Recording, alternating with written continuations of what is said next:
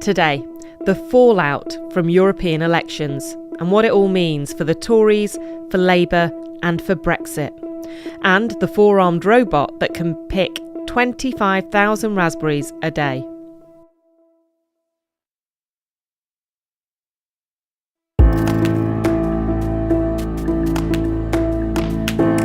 The reality of deepening Brexit division among British voters is starting to sink in. Nigel Farage's message, after his Brexit party topped the polls and crushed the Tories into fifth place, is get us out of the EU fast. If we don't leave on October the 31st, then the scores you've seen for the Brexit party today will be repeated. But others point to the Lib Dems surging past Labour, to a strong performance by pro-Remain nationalists, and the best night since 1989 for the Greens. It is entirely legitimate to say that there is no mandate for the hard Brexit parties. And they say, give us another referendum, now. As politicians try to piece back together the shattered fragments of Britain's electoral map, voters delivered a bloody nose to establishment parties across Europe too. With a far-right surge in Italy and France, and major success for the Greens in Germany. From The Guardian, I'm Anushka Asthana. Today in Focus, will the traditional parties of Britain and Europe survive this political earthquake?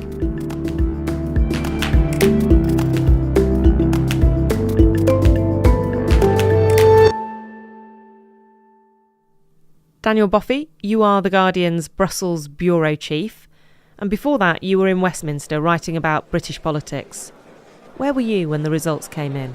Along with hundreds of other journalists, I was in the cradle of European democracy, that is the European Parliament, the hemicycle, which is where the MEPs sit when they debate and vote. But we turned it into this huge TV studio with lots of flashing lights. It felt a bit like The Voice or something, or Britain's Got Talent. So here we are, on time, ladies and gentlemen. And we sat in the MEPs' chairs, and on big flashing screens in front of us, we had all the results coming every half hour or so as exit polls emerged.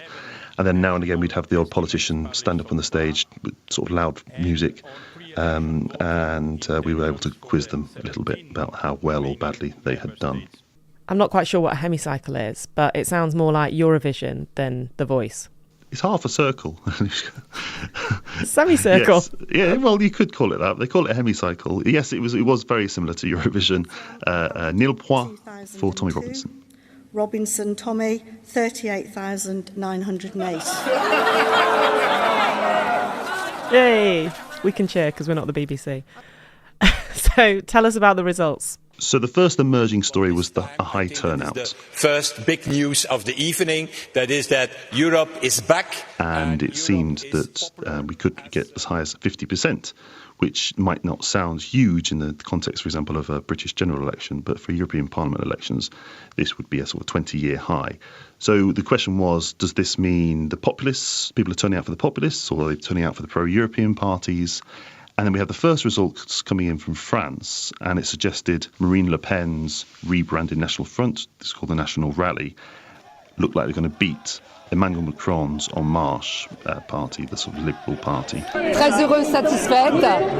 Je pense qu'aujourd'hui Macron va essayer de réfléchir, vu qu'on est passé devant. And this was hugely symbolic because Macron had said the European Parliament, European elections were an existential thing, that it was about the forces of pro-European parties versus the ones that want to destroy Europe. And Le Pen winning, could that be a straw in the wind for a sort of wider Eurosceptic, populist, far-right surge? As it turned out, then we had the German election results coming in, and that wasn't the story there at all. What happened there was, yes, the centrist parties, the traditional parties collapsed. Merkel's CDU had collapsed, and the socialists, the SPD party, had a horrendous night, going down to the third. But it wasn't the far-right AfD that was making the gains, it was the Greens. That actually became the story over the night. The Greens doing extremely well across Europe, actually. And the populist surge, well, it was a bit of a fizzle, actually. It didn't really emerge to be the main story. OK, so that's France and Germany. Was that mirrored across the rest of the EU? The story across the EU was this kind of collapse of the centre, of this two parties, the European People's Party and the Socialists and Democrats, who for 40 years have kind of had a stranglehold over the levers of power in Brussels in terms of the legislation that the Parliament passes, in terms of the top jobs. They've had this stranglehold, and these two parties had shrunk quite significantly, and the vote had been fragmented, and there were different winners in different countries. But that losing of the hold on the levers of power was quite significant. Nigel Farage's Brexit party, just 6 weeks old, has coasted to victory in the European elections, winning more British seats than any other party. And so you're also keeping an eye on those British results coming in. The Brexit party got 29 MEPs, the Lib Dems 16, Labour in third with 10, then the Greens on 7 before you get to the Tories with just 4. I mean, so far down the list, they didn't even get onto the BBC results board. But in terms of the here and now, we shouldn't forget how appalling this night is for the Tories, for the governing party. This is their worst UKIP leader Gerard Batten party. lost, Tommy Robinson lost, but there was a lot of support for pro-Brexit parties. Will Brussels think the Remain vote is as significant?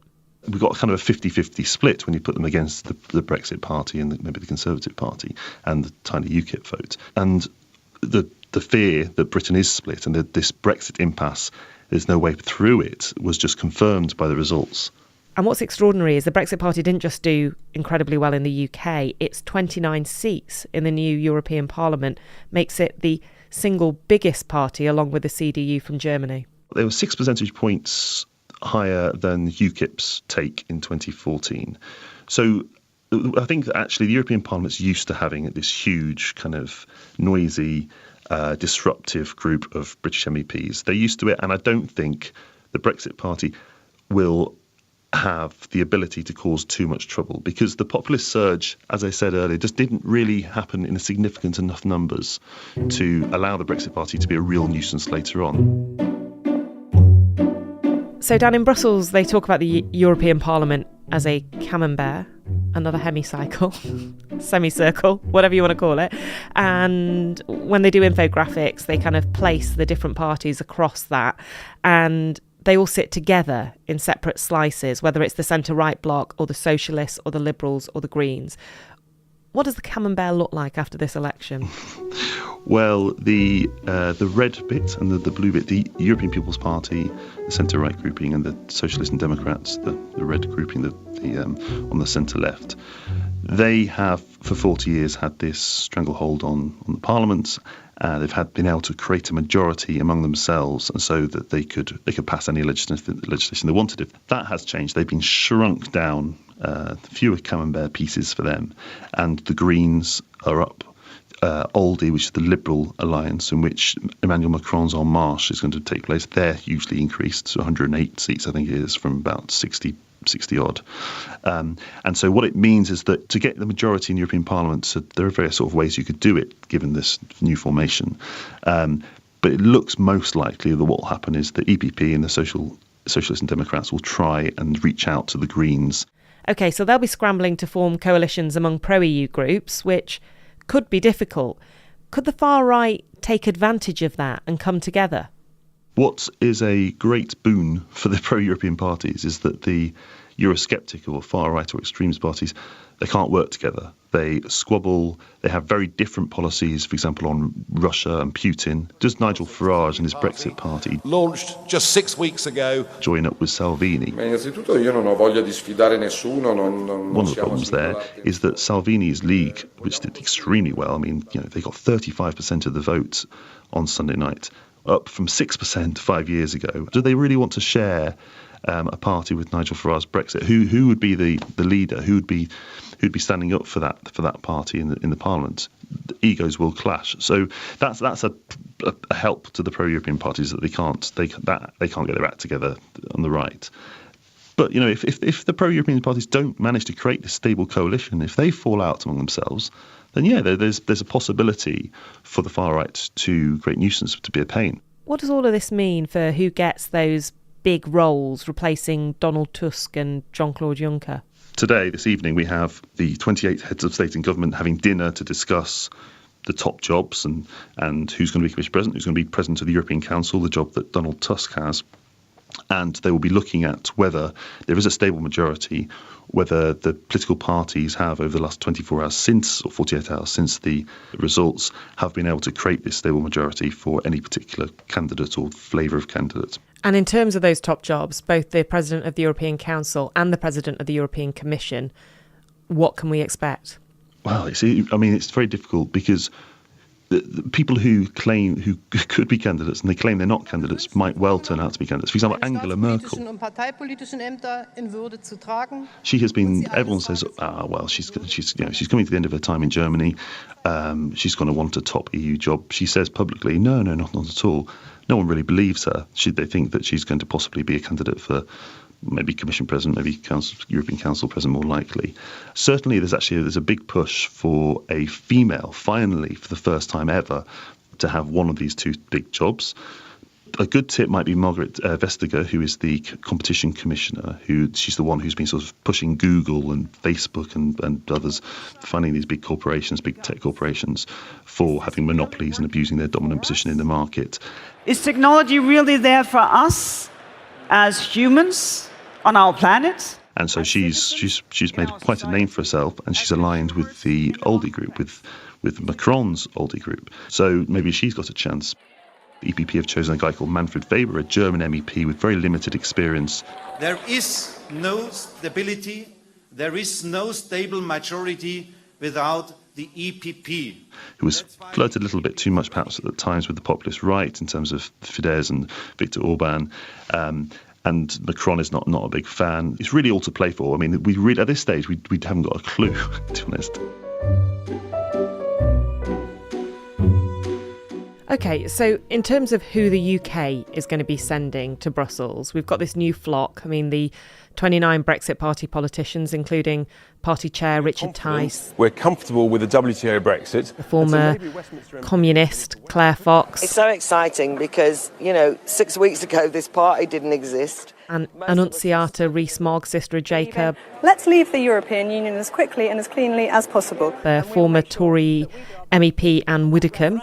And therefore it was incumbent upon me to play my part. Any old fool can score a century from the pavilion. Get out there, I said. You've suggested that they might be irritating, but they can't actually make massive changes. I mean, we've also got all those Lib Dems who are pro-Remain, Labour MEPs, most of whom are pretty anti-Brexit, the Greens, including former Lord Mayor of Sheffield, Majid. I'm absolutely elated. In all honesty, this was not just a win for me, not just for some other people, for everyone who chose hope over hate. And just tell me what happens when they arrive. I mean, what will they be doing? Well, I mean, they've got quite a sort of learning process to get through. Very few of them will know much about the European Parliament and how it works at all. They won't know how to do the electronic voting. They won't necessarily have their offices straight away because this long, complicated process of actually the parties deciding which groups they're in has to be completed. When they do have the groups, they'll get their offices in Brussels, and they'll learn that their life is an awful lot of travelling between their constituencies and Brussels. And when they come to Brussels, they won't see much of Brussels. They'll be stuck in some pretty airless rooms in the ghastly European Parliament buildings. And so many of them are going there driven by this Brexit vote on either side of the argument. I mean, what will they hope to achieve? In terms of the Brexit Party, I suspect it'll be just like UKIP. What they hope to achieve is to make an awful lot of noise in these big plenary sessions. That's when the whole chamber's there. You have the charisma of a damp rag and the appearance of a low-grade bank clerk. And the whole chamber there is there generally kind of, for example, when a Prime Minister comes to speak, maybe they'll heckle the Macron sort of figure. Do they actually heckle world leaders? Oh, crikey. Yeah. Lots of shouting. I mean, it's notable that it's particularly the UKIP lot shouting and screaming, more than anybody else. And apparently they'll earn £45,000 by October. I mean, do you think a part of them secretly doesn't want us to leave? Well, I don't want to cast any aspersions on Dan Hannan, but he was crying in a small clip he did from his garden last week saying, I do not want to be elected. This is not what I want to happen. But vote for me so I can make sure Brexit happens. The only reason that I'm standing for election tomorrow is because I want to make sure that Brexit happens. Well, and I want it to happen. He's been returned. I'm sure that 45 grand will be quite helpful. Oh, my heart bleeds for Dan Hannan, one of the few Tories who will have to go back to Brussels. And what about all these pro-Remainers? Well, they'll want to get down to business. I mean, the danger is that we'd sort of driven out on the 31st of October and that lot would have sat for a few weeks and don't have anything to do. And then they're out and they've earned a bit of cash, but they've not been able to do any good for Britain or for the European Union. Dan, is it right to extrapolate these results into what they might mean for a second referendum? No, I don't think you can do that. How do we analyse the Conservative vote or even the Labour vote? It's much more nuanced. It's not Remain or Leave necessarily. I mean, people say it's a protest vote. It's not the same in a general election. But this election is going to influence how the Conservatives and Labour behave. I mean, the former Tory MP, Nick Bowles, tweeted, "This will turn the Tories into a party of no-deal Brexit."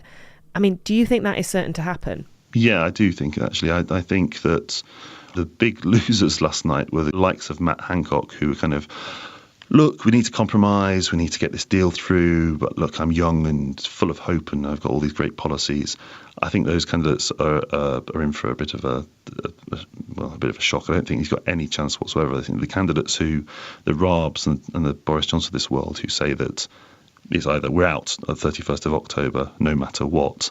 Conservatives are going to try, I suppose, to out-Brexit Nigel Farage, which is a rather impossible thing to do, but they kind of have to. And what else can they do? Although the timing is interesting because by October the 31st, the new European Commission won't even be in place. I mean, presumably things are quite quiet in Brussels over August. If we're going to leave on the 31st of October, there's not really time for a renegotiation, is there? There is nothing to renegotiate. The withdrawal agreement is done. The only thing that can possibly be renegotiated is a political declaration. So it doesn't matter how much when Dominic Raab says it's renegotiate on the backstop or it's out, no deal on the 31st of October. He's just saying we're out on the 31st of October without a deal, is what he's saying, because there is no negotiation to be had.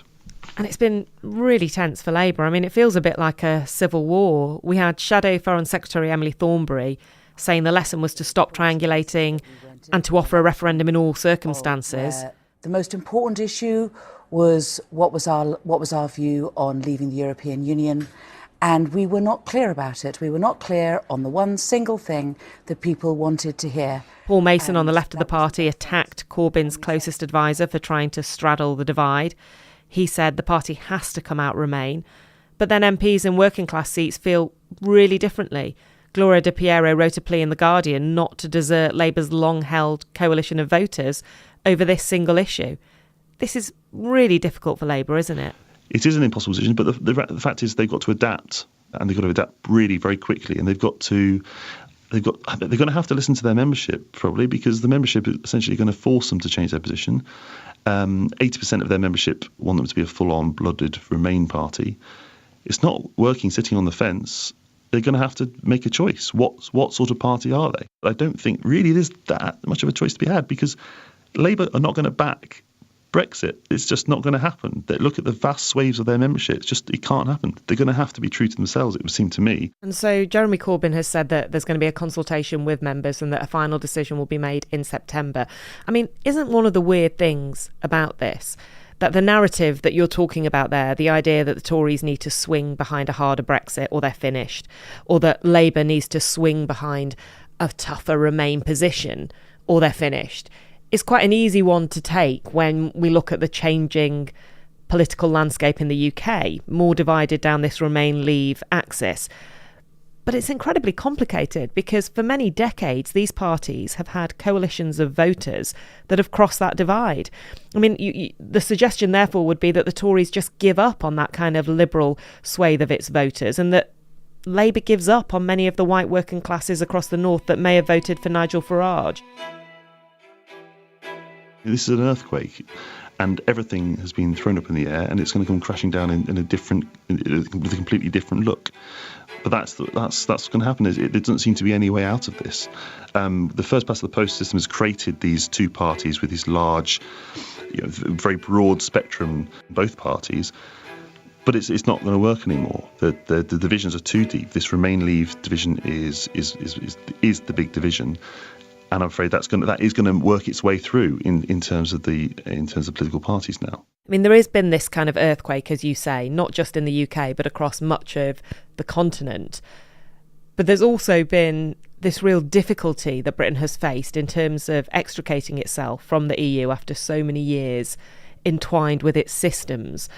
Is the rest of Europe looking at this and thinking we have now persuaded all the other countries not to go for a similar strategy? Pretty much all the populist surge parties, the parties that thought were going to do well and thought would be really awkward, they've moved from saying we want France out, or we want the Netherlands out, we want Italy out, to we want to change Europe within.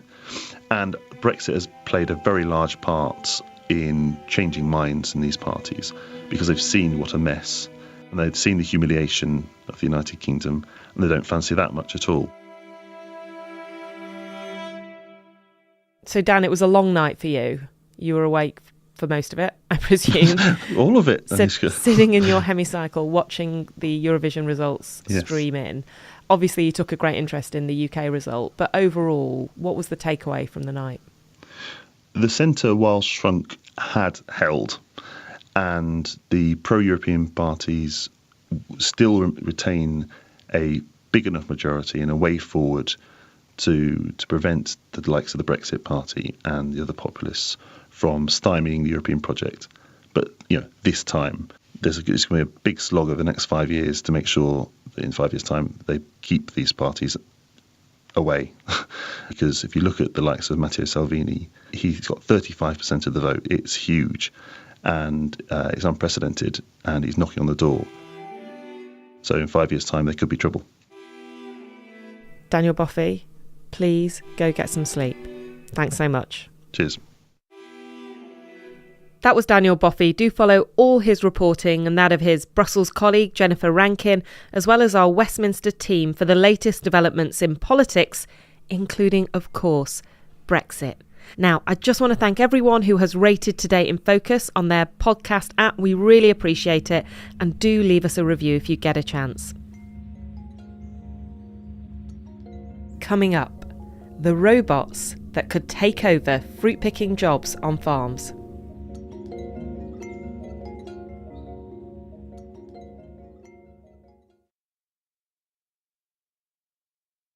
Now, The Guardian and Observer financial reporter Julia Kollewe has been finding out about RoboCrop, the world's first raspberry-picking robot, and its implications for the world of work. Today I went along to a Hall Hunter farm near Chichester. Hall Hunter is one of the biggest berry growers in the UK. They supply Tesco, M&S and Waitrose with strawberries, blackberries, raspberries and blueberries. They are developing a robot with fieldwork robotics, which is a spin-out from the University of Plymouth, to pick raspberries. At the moment, it's just one robotic arm, which is attached to a big metal frame that runs on wheels. It's about 1.8 meters tall. The robotic arm has got sensors and 3D cameras. It zooms in on ripe fruit, and the gripper can soften or stiffen. It uses machine learning, which is a form of artificial intelligence, then picks the raspberry in 10 seconds or less and drops it in a tray, and there the fruit gets sorted by maturity, and the berries are then moved into punnets and trays and are then ready to be transported to supermarkets. It was just really weird seeing this arm move all of a sudden and zoom in on a raspberry and then pick it. It was just a bit sci-fi. Eventually, the final robot version will actually have 4 grippers, not just one, which will cover the whole raspberry bush. So all 4 arms will be picking raspberries simultaneously. It takes about 10 seconds or less for one of those arms to pick a raspberry. And they've calculated that one of these robots with 4 arms will be able to pick more than 25,000 raspberries in a day. The robots obviously won't get tired, and they can pick for 20 hours a day and into the night. The farmers are hugely excited about this. They've got other growers knocking on their doors, actually, who are interested in this robot, because labour is actually one of the biggest costs for fruit producers. Labour makes up half their costs, and obviously the minimum wage has been going up, and so farms actually have started poaching pickers from other farms, and they're having to pay more to attract people. So anything that will reduce their costs is just hugely welcome, and this robot can do that. I talked to the British Summer Fruits trade body, and they said last year fruit growers were 20% short of seasonal pickers, and that it's a real struggle for them. And berry and apple growers have been hardest hit by the decline in the number of people coming from Eastern Europe. So robots will obviously help raise productivity, which is important in the UK, where productivity growth has been lagging behind other countries. But it obviously also raises the spectre of job losses. An academic paper, she found that increased use of industrial robots raised productivity, but did not significantly reduce overall employment. It did reduce employment share made up by low-skilled workers. But several people I talked to said that if robots become more common, you will need a new cohort of highly skilled workers to maintain and debug the machines. So it will also create new jobs, but different kinds of jobs.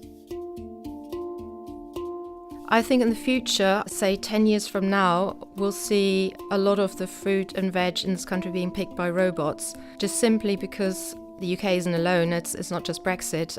The rest of Western Europe, the US and China are all struggling to recruit enough seasonal workers and fruit pickers to pick their crops. And that's simply because people are moving to cities. They'd rather work in a hotel than slave on their hands and knees picking strawberries or raspberries.